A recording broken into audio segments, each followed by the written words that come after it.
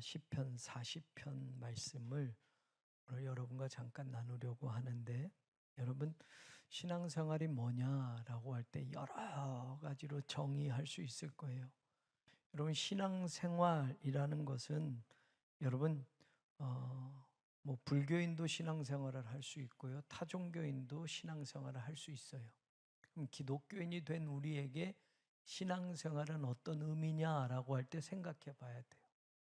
여러분 어떤 근거, 그러니까 여러 가지 신앙생활하는 계기, 근거, 또 하나님을 믿게 된 거, 만나게 된 거 여러 가지 얘기할 수 있지만, 우리가 하나님을 믿는 신앙을 갖는다라는 건 한번 이렇게 설명해 보면 어떨까요? 우리는 죄로 인하여 죽는 거예요. 죄를 지었기 때문에 죄의 싹은 사망이 되는 거고, 죄가 세상에 들어왔기 때문에 죽음도 세상에 들어왔다. 로마서는 그렇게 얘기하잖아요. 그래서 모든 사람은 죄를 범하였음에 하나님의 영광에 이르지 못하더니라고 이야기돼요. 사실은 하나님은 우리를 처음부터 그렇게 만들지 않았어요. 그런데 아담으로 인해서 죄를 지음으로 말미암아 죄가 들어왔고, 죄가 들어옴으로 말미암아 죽을 수밖에 없게 되었어요. 그게 우리 인생이에요. 이거는 기독교에서 말하는 굉장히 중요한 진리예요. 이 말은 모든 사람에게 죽음이 뭐냐라고 할 때, 죽음이 왜 왔느냐라고 할 때, 여러분 과학이든 철학이든 또 신학이든 또 다른 종교든 모든 사람은 죽는다라는 것을 부정하지 못해요. 다 죽어요. 그건 다 인정하는 거예요. 그럼 왜 죽느냐라고 할 땐 생물학적으로도 태어나고 늙고 병들고 세포가 노화되고 그래서 죽는 거야라고도 얘기할 수 있겠고, 다른 종교에서 여러 가지 얘기할 수 있지만, 기독교가 정의하는 거 죽음이라는 건 죄 때문에 온 거야. 죄 때문에. 이건 우리가 믿는 거예요. 그리고 모든 사람이 죄인이기 때문에 죽을 수밖에 없는 거예요. 그거는 정해져 있는 거예요. 이건 누구도 부정할 수 없어요. 죽으니까. 우린 죽음의 근원이 죄라고 이야기를 하는 거예요. 자, 그러면 하나님을 믿는 거는 여러분 여러 가지로 나는 마음의 평강을 얻기 위해서 잘 되기 위해서 하나님 믿는다고 그러지만, 사실은 하나님을 믿는 가장 중요한 건 뭐냐? 죄의 문제를 해결하는 것, 죽음의 문제를 해결하는 것. 그걸 하나님을 믿는 신앙에서 찾는 거예요. 사람은 죄의 문제를 자기 스스로가 해결할 수 없어요. 죽음의 문제를 자기가 해결할 수 없어요. 여러분 인류 역사에 과학이 엄청나게 발달하고, 예전엔 과학이 있기 전에 진시황은 불로초라는 걸 구해서 먹기도 하고 했지만, 죽음을 이길 수 있는 방법이 없었어요. 모두가 다 죽음 앞에서는 대단하다고 하는 사람도 죽음 앞에서는 다 어쩔 수 없이 죽음에 순응할 수밖에 없었어요. 그런데 성경이 말하는 진리는 뭐냐? 죽음을 해결할 수 있다고 하는 거예요. 죄의 문제를 해결할 수 있다고 하는 거예요. 우리 노력이나 지식이나 힘이 아니라, 우리 힘으로는 안 되지만 우리를 창조하신 하나님께서 죄의 문제를 해결해 주셔서 죄를 다 씻어 주실 수 있고, 죽음의 문제를 해결해 주셔서 우리가 죽지 않고 영생할 수 있다고 가르쳐 주는 거예요. 그래서 하나님을 믿는 신앙에서 가장 중요한 건 죄의 문제를 해결받고 죽음의 문제를 해결받는 거예요. 놀라운 거죠. 놀라운 거.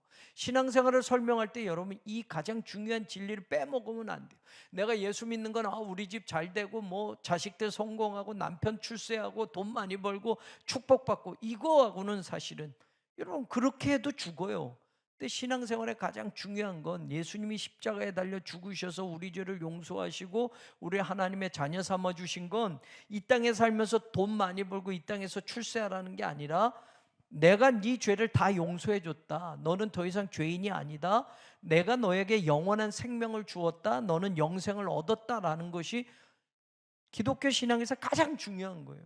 그래서 십자가를 바라보면 여러분, 우린 저기서 두 가지를 보는 거예요. 내 죄를 보고 우리가 그 죄가 용서함을 받았다라는 것.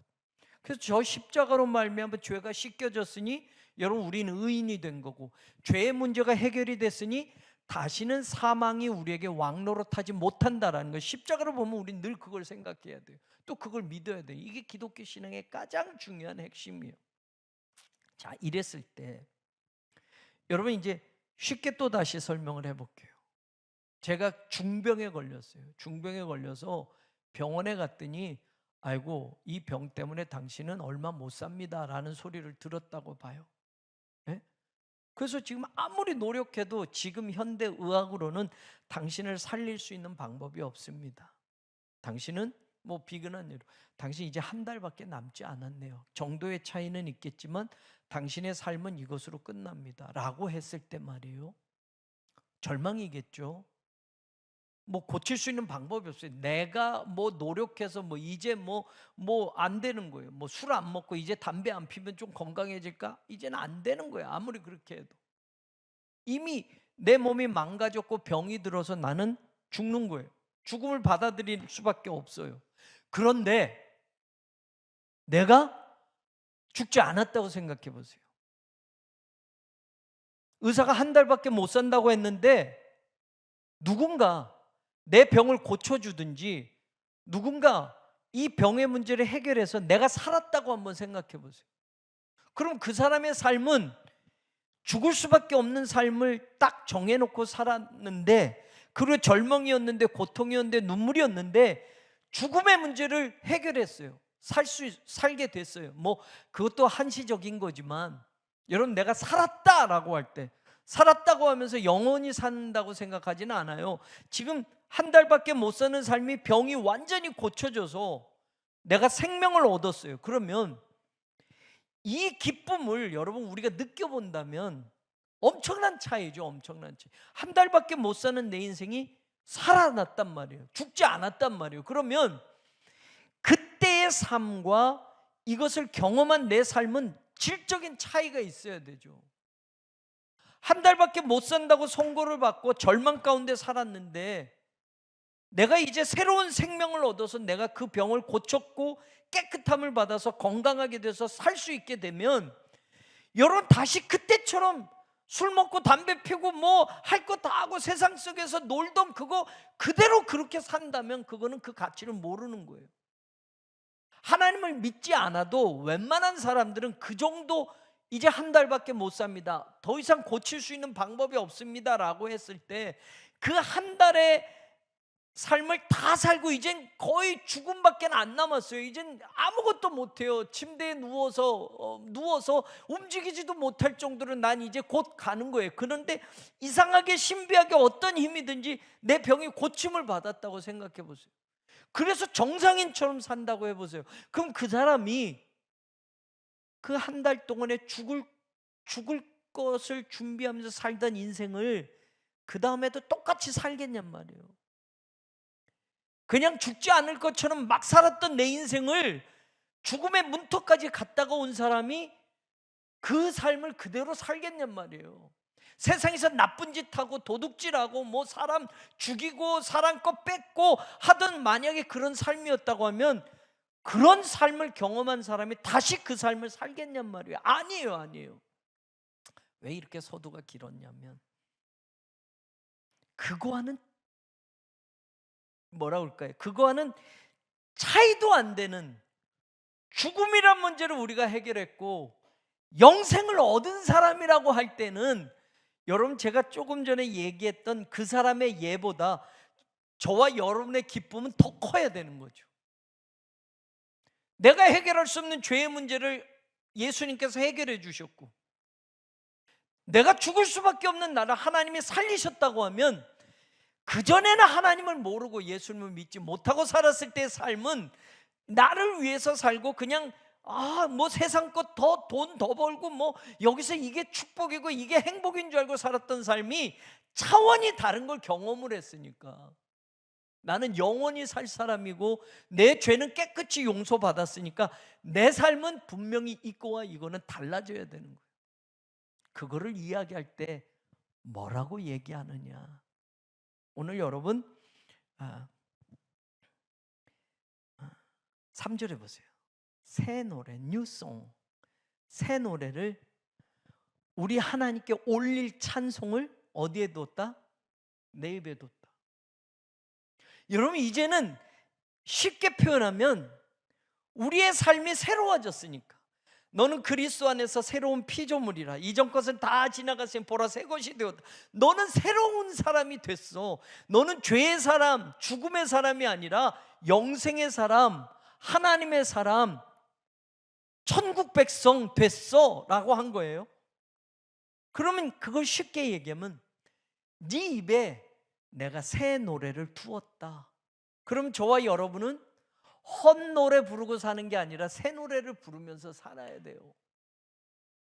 옛날에는 한잔하고 유행가 부르면서 뭐 이렇게 하는 게 행복했지만 이제는 그런 삶 안 해도 그냥 찬송만 불러도 눈물이 나고 이런 것처럼 쉽게 얘기하면, 근데 그 새 노래가 그런 노래, 우리 인간의 노래가 아닌 거죠.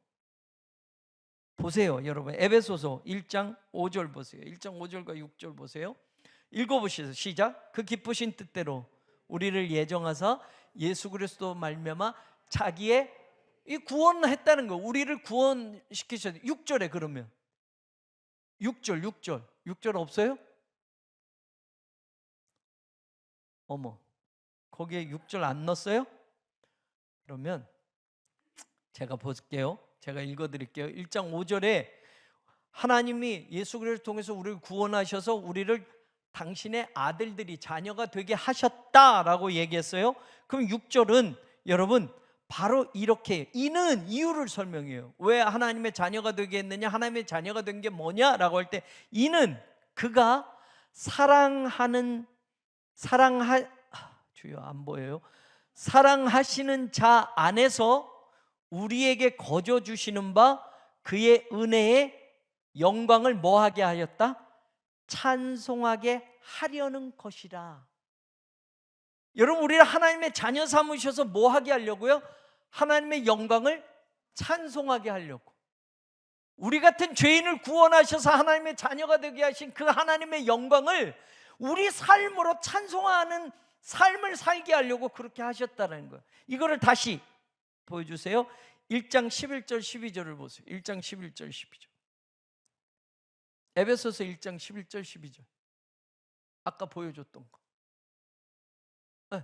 같이 읽어보세요. 시작. 모든 일을 그의 뜻에 결정대로 일하시는 이의 계획을 따라 우리가 예정을 입어 그 안에서 기업이 되었으니, 이는 또 설명해요.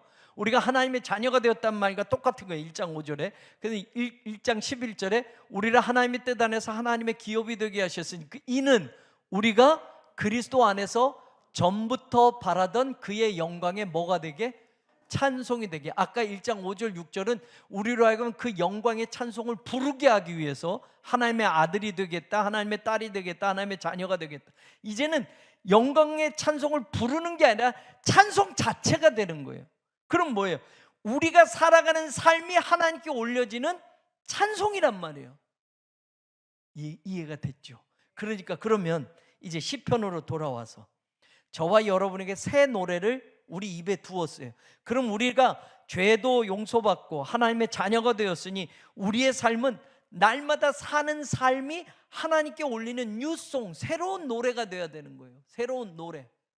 그건 노래 목소리로만 부르는 게 아니라 삶이 하나님께 올려지는 영광의 찬송이 되게 하는 것이고, 우리의 삶으로 영광의 찬송을 부르게 하기 위함이면 우리 삶은 날마다 하나님이 우리를 고치셨으니까, 하나님이 우리를 살리셨으니까, 하나님이 우리 죄를 깨끗이 용서해 주셨으니까 그 이후의 삶은 우리 삶 자체가 하나님의 영광을 찬송하는 삶이 되어야 되는 거예요. 아멘.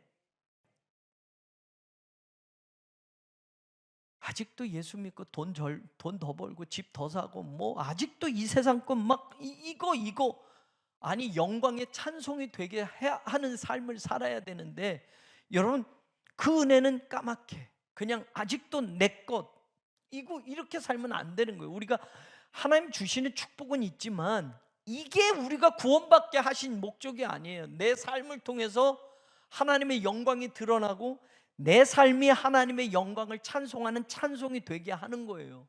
아멘. 자, 그러면 아무나 그렇게 새 노래를 부를 수 있느냐? 여러분, 이 새 노래를 부른다, 하나님을 믿는 우리조차도 이 의미를 모른단 말이에요. 모든 사람이 하나님이 그 입에 새 노래를 주셔서 하나님께 올릴 그 찬송을 부르는 삶을 사느냐? 목사도 그럴 수 있고 여러분도 그럴 수 있고 장로님도 그럴 수 있느냐? 몰라요. 몰라. 하나님을 믿는 게 뭔지도 모르고, 왜 믿는지도 모르고, 믿는다라는 게 뭔지도 모르고, 믿음의 삶이 뭔지도 모르고, 그냥 교회 다니고 그냥 축복받고 그냥 잘 되는 거, 이게 그냥 예수 믿으면 성공하고 예수 믿으면 축복받는 거, 이걸로 도식화시켜서 그냥 신앙을 기복적인 것만 생각하는 거예요. 안 되면 하나님이 없는 것처럼 여겨지고. 그럼 여러분, 저와 여러분은 오늘 하나님이 우리의 입에다 새 노래를 주셔서 그 새 노래를 하나님께 올리는 삶을 살라고 하신 거란 말이에요. 그러면 아무나 그렇게 못 사는 거예요. 신앙의 깊이와 신앙의 기준과 신앙생활의 그 하나님의 말씀을 깨달아야만 돼요. 그럼 오늘 저는 이제 저와 여러분이 새 노래를 불러야 되는 삶을 알았어요. 하나님의 은혜로 구원받았고 죄 용서받았고 하나님의 자녀가 되었고 우리가 하나님의 영광이 찬송이 되게 한다 그러면 저와 여러분이 그런 삶의 신앙이 같이 따라가 줘야 되는 거예요. 그럼 어떤 신앙이어야 되느냐? 여러분, 주일 예배 빠지지 마세요. 새벽 제단 쌓으세요. 뭐 11조 성수하 11조 빼먹지 마세요. 이런 차원의 신앙이 아니라 내 삶이 이제는 어떤 신앙이 되어야 하느냐? 오늘 시편 40편 기자는 정확하게 얘기하고 있어요. 보세요. 1절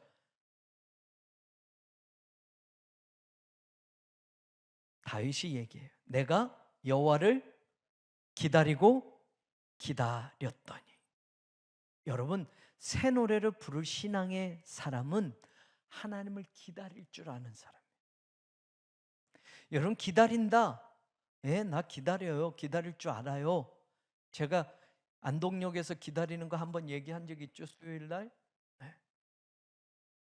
기다리는데 뭐 몇 시에 만나? 그래서 기다리는 거 우리 인생을 살면서 많이 해보잖아요.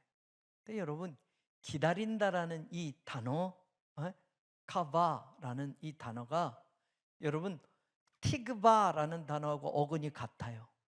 근데 이 기다리다라는 단어가 여러분 어디서 나왔느냐 보면 티그바라는 단어의 뜻은 히브리어가 이 티그바와 카바, 기다리다가 어근이 같아요. 근데 이 티그바가 뭐냐? 희망이에요. 희망. 그럼 여러분 생각해 보세요. 기다리는데 그냥 마냥 기다리는 사람도 있고 그냥 올까 안 올까 뭐 의심하면서 기다리는 사람도 있어요. 근데 우리의 기다림은 어떤 기다림이어야 돼요? 희망의 기다림. 우리가 기다리는 그분은 절대로 우리의 기다림을 우리의 기다림을 이렇게 무시하는 건 뭐라고 그래요? 그러시는 분이 아니에요. 우리가 그분을 기다리는 게 그 기다림의 온 중심에는 희망이 담겨져 있어야 돼요. 그래서 오늘 다윗은 기다리고 기다렸더니라는 이 카바라는 단어를 히브리에서 2번을 써요. 기다리고 강조를 하는 거예요. 여러분, 그냥 난 기다리다가 안 오면 말지 아니라 오는지 안 오는지, 안동역에서 눈이 이렇게 오는데 안 올까? 그래도 기다리는 것처럼 여러분 기다리고 기다리는 거예요. 왜? 희망이 안 꺼지니까. 반드시 온다고 하는 거니까. 여러분, 우리가 인생을 살면서 하나님에 대한 기다림은 절대 손해나지 않아요. 우리 교회 5년이 지났는데 기다리고 또 기다려요. 쫓겨났어요. 말할 수 없어요. 여러분, 교회도 그렇지만 여러분의 가정의 인생도 그래요. 힘들어요. 어려워요. 해결할 수 없어요. 그래도 여러분, 우리는 하나님을 기다리는 신앙이 돼야 돼요. 그 기다림에는 될까? 안 될까? 아닐지도 몰라. 이게 아니라 그 기다림엔 전부에는 희망이 들어있어야 돼요. 기다리면 된다니까요. 반드시 오신다니까요. 여호와를 기다릴 줄 아는 신앙의 사람이 새 노래를 부르는 주인공이에요. 하나님을 믿으면서도 기다리지 못한 사람들이 얼마나 많아요. 아브라함도 못 기다렸어요. 그 대단한 아브라함도 여러분 75세에 하란을 떠났으니까 갈대아 우르를 떠난 건 75세 이전에 떠난 거예요. 그러면 하나님께 약속을 받고 여러분 75세에 하란에 머물다가 하란에서 좀 살다가 다시 75세 하란을 떠났으니까 그리고 100세에 이삭을 얻었단 말이에요. 86세에 여러분 이스마엘을 낳았어요. 그러면 하란을 떠날 때 나의 기준으로 하면 75세에 떠난 거고 이스마엘을 낳은 거라면 한 10년 정도, 그리고 갈대아우로 떠난 것 좀 한 10년 조금 더 기다리다 지쳐가지고 이스마엘을 아내 사례 말 듣고 하갈을 통해서 얻었단 말이에요. 기다림이 때로는 기다렸는데 계속 어떤 시그널도 없고 들리는 것도 없고 그러면 우리 스스로가 의심하고선 포기하는 사람도 있지만, 여러분, 내 스스로가 자꾸 합리화하는 경우도 있어요. 아, 이거는 기다리는 건 이렇게 기다리는 게 아닌가 봐. 아, 첩을 통해서라도 아들을 얻을게 하시는 건가 봐. 내가 하면서 내가 결정하고 내가 하면서 이거 하나님이 이렇게 하라시는 거야 라고 내 스스로가 합리화할 때가 너무 많아요. 신앙생활은 목사들이 그거 특히 잘못하면 큰일 나요. 자기가 막 기도하다가 자기 생각 속에서 합리화하면서 이게 하나님의 뜻인 양 선포할 때도 있단 말이에요. 조심해야 돼요. 특별히 또 영적인 사람들이 기도했더니 하나님이 이런 말씀을 주셨다고 자기가 착각해서 자기가 합리화하고 해석하는 경우도 있어요. 말씀은 말씀대로 해야 돼요. 절대로. 여러분의 목사도 마찬가지예요. 여러분, 기다리고 기다렸다니, 여러분, 희망이라는 걸 가지고 하나님을 기다릴 줄 아는 사람, 그 사람이 오늘 하나님께 올려질 새 노래를 부르는 진짜 하나님의 자녀된 삶을 살 수 있다. 여러분, 힘들어도 기다립시다. 끝까지 기다립시다. 우리가 기다린 시간, 우리가 정해놓은 데를 넘어가도 기다릴 줄 아는 사람이 되기를 원합니다. 3월 20일을 기다리고 있어요. 저도 날마다 기도하고. 근데 3월 20일이 더 지날 수도 있잖아요. 더 지날 수도 있잖아요.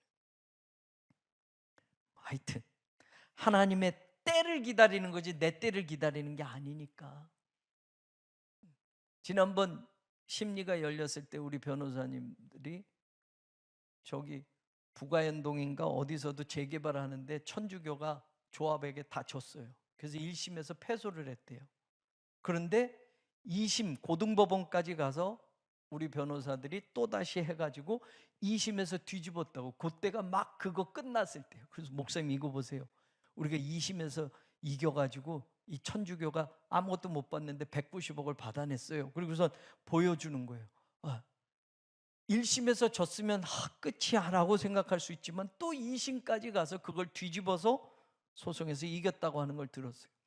3월 21일 날 판결 나면 너무 좋겠지만, 여러분, 그게 우리가 기다리는 시간이 아니라 하나님을 기다린다고 한다면 그 너머까지도 하나님의 때를 기다리고 하나님의 방법을 기다리면 여러분 절대 포기하지 말죠. 어떤 경우에도 그 기다리면 희망을 가지자. 그 희망은 세상의 무엇에 대한 희망이 아니라 하나님에 대한 희망을 가지면 여러분 된다니까요.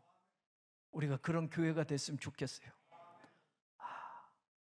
예수님에 대한 소망을 가지고 기다리는 거 아니에요. 신앙은 결국 주님이 오실 거라고 믿고선 기다리는 거죠. 자, 이 첫 번째 신앙, 기다리는 신앙. 그 다음에 두 번째 보세요.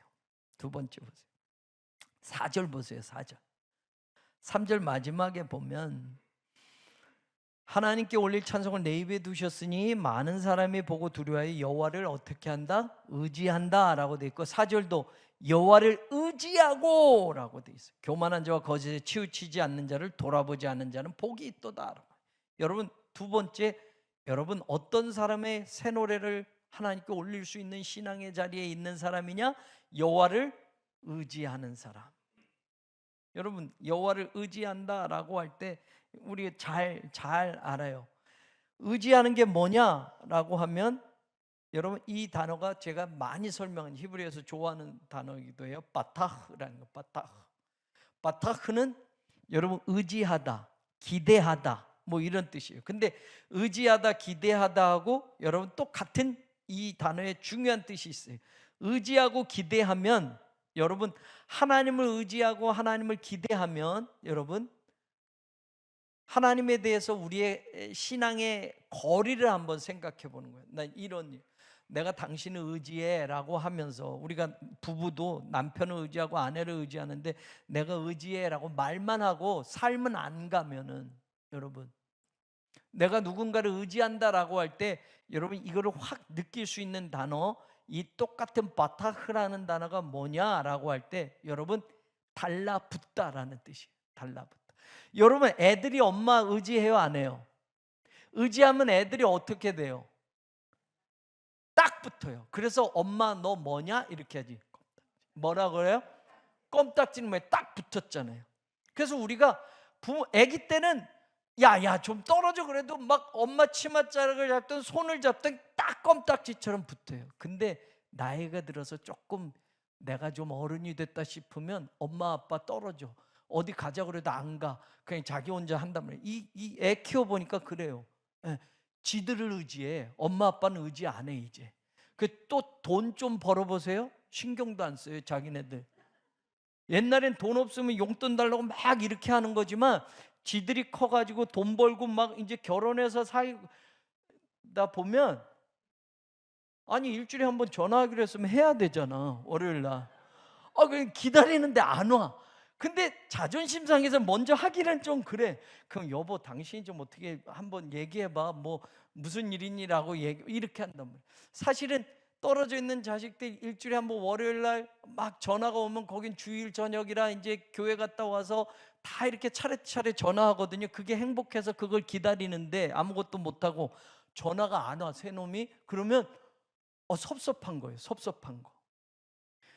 여러분 의지할 때는 아기 때는 자기들이 뭐 힘이 없을 때는 부모한테 딱 붙어 있어요. 어디 가든지 쫄쫄쫄쫄 따라간단 말이에요. 우리도 그래요. 하나님을 의지하는 신앙을 하나님께 딱 붙는다. 이 바타크는 딱 달라붙다라는 거예요. 여러분 달라붙으면 공간이 있어요 없어요? 갭이 있어요 없어요? 없어요. 딱 붙어 있으니까. 그게 의지하는 거예요. 근데 여러분 우리와 하나님 사이는 얼마나 갭을 많이 두는지. 여기에 돈도 있고 물질도 있고 세상 일도 있고 하면서 하나님하고 우리 사이가 멀어져 있어요. 사실은 세상에는 딱 달라붙어 있어요. 돈이 있으니까 여기 딱 붙어 있어요. 세상에는 여러분 내가 좋아하는 것들이 있으면 거기 딱 붙어요. 근데 하나님에게는 적당한 거리를 두는 거예요. 아니 점점 멀어져 가도 모르는 거예요. 진짜 새 노래를 부르는 신앙은 하나님이 나를 살리셨는데 그 살리신 생명의 주에 딱 붙어 있어야 우린 사는 거예요. 그런데 착각한단 말이에요. 하나님이 살리셨는데 내가 사는 것처럼. 그래서 세상 일에 바쁘고 예배 빠지고 주일 익스큐즈하고 뭐 이래서 바쁘고 저래서 바쁘고 애들이랑 어디 가야 되고 휴가 가야 되고 골프 쳐야 되고 뭐 이런 걸로 해서 하나님에겐 점점 하나님께 딱 붙어야 돼요. 딱 붙어야 돼요.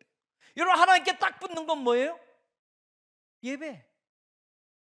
예배만 점검해 보면 그 사람이 하나님께 붙어 있는 신앙이냐 아니냐 알 수 있어요.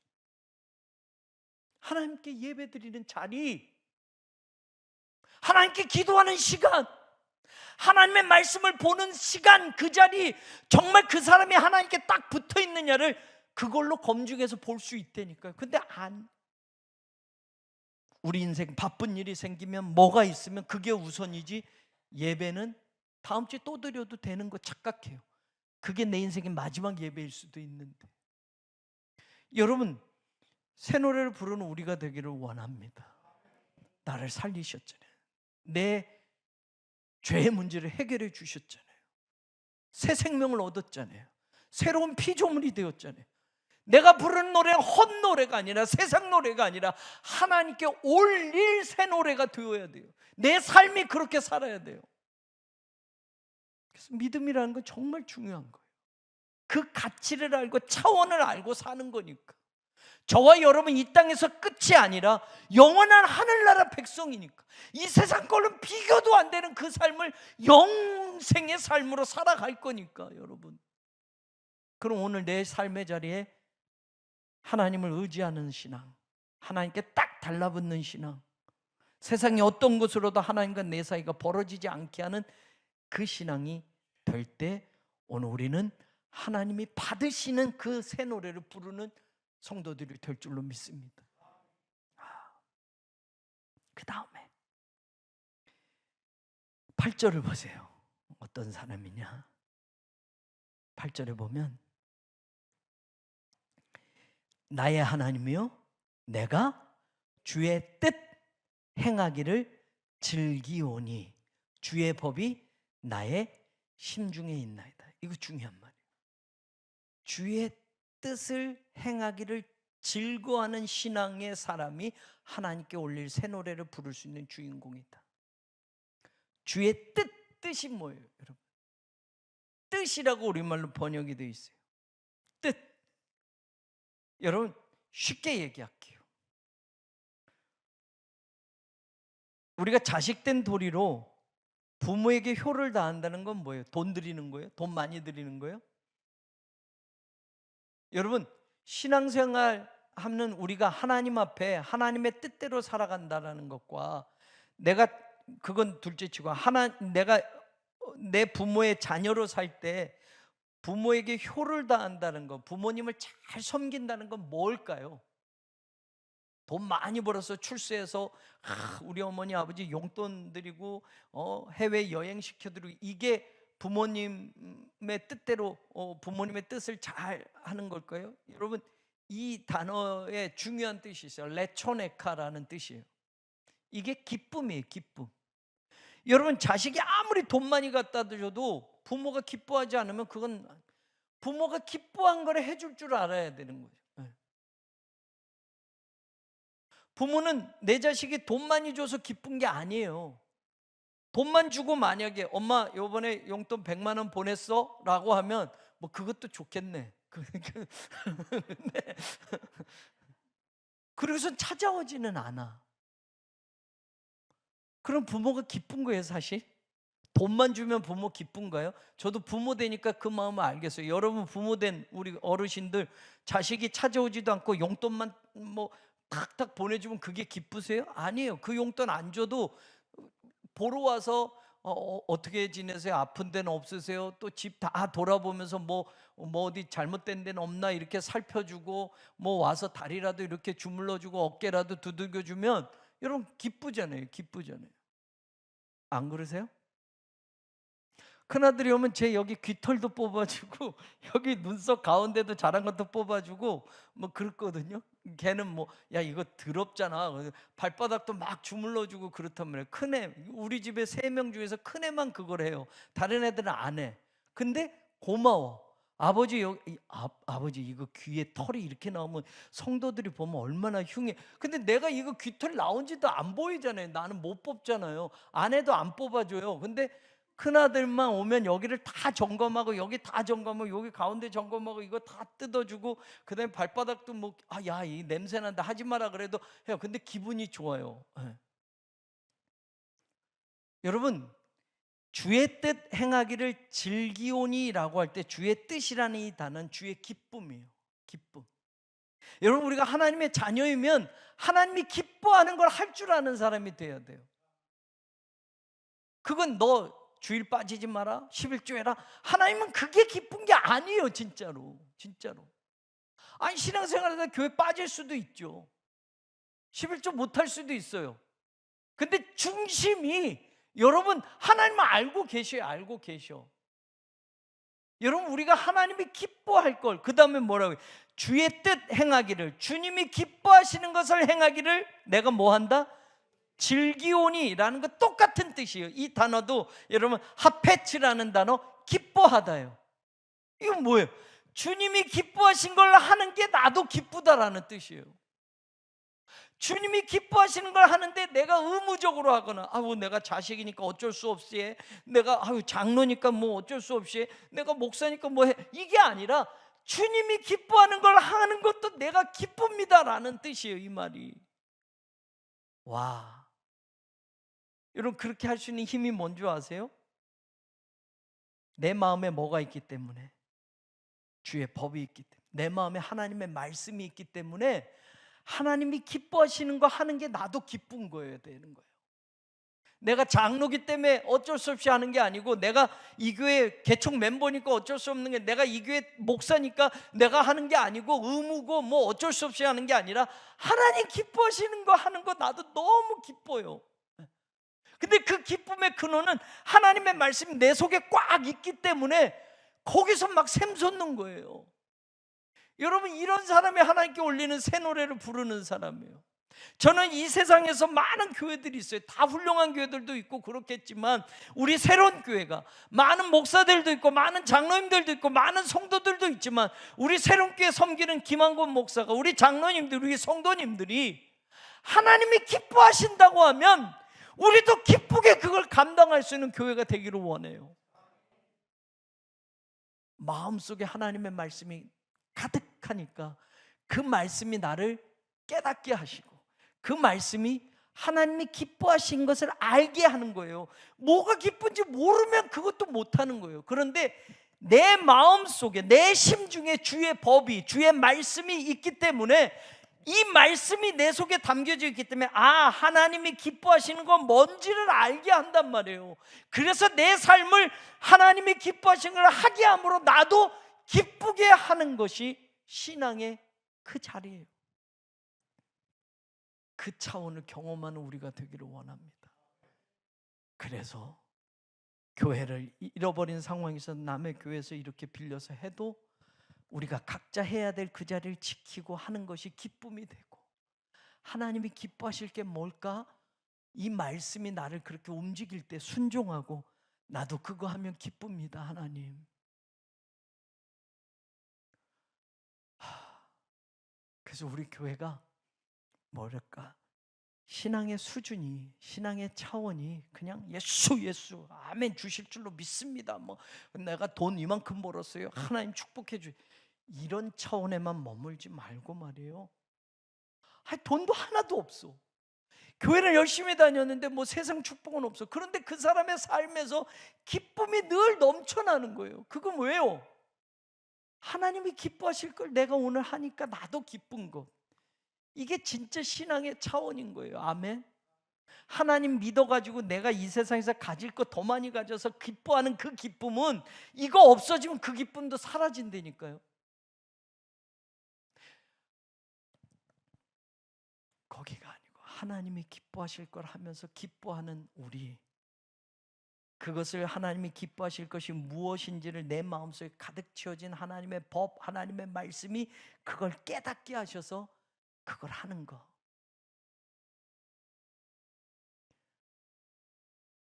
자식 3명이 다 달라요, 보니까. 그런데 여러분, 그 애들이 뭘 해줘서 기쁜 게 아니라 부모가 기뻐한 걸 알아서 하는 애들의 그걸 보니까 기쁜 거죠. 기쁜 거. 하나님도 그러지 않을까? 수많은 교회 있고, 수많은 목사가 있고, 수많은 장로들 있고, 수많은 성도들이 있는데 정말 내가 뭘 기뻐하는지 너 진짜 알고 있구나 라고 하실 때 하나님도 기쁘시고, 그런 신앙의 차원, 신앙의 맛을 정말로 제대로 알고 우리 믿음 생활했으면 좋겠어요. 그래서 우리 삶이, 우리의 예배가, 우리의 언어가, 우리의 살아가는 모든 발자국들이 하나님께 올려드릴 새로운 뉴송이 되어 삼일째 하나님의 은혜와 사랑과 그 능력의 역사함이 하나님께 올릴 새로운 노래를 내 삶으로 날마다 하나님께 올려드리기를 원하는 사랑하는 모든 성도들 위해 영원히 함께하여 지기를 간절히 축원하옵나이다. 아멘.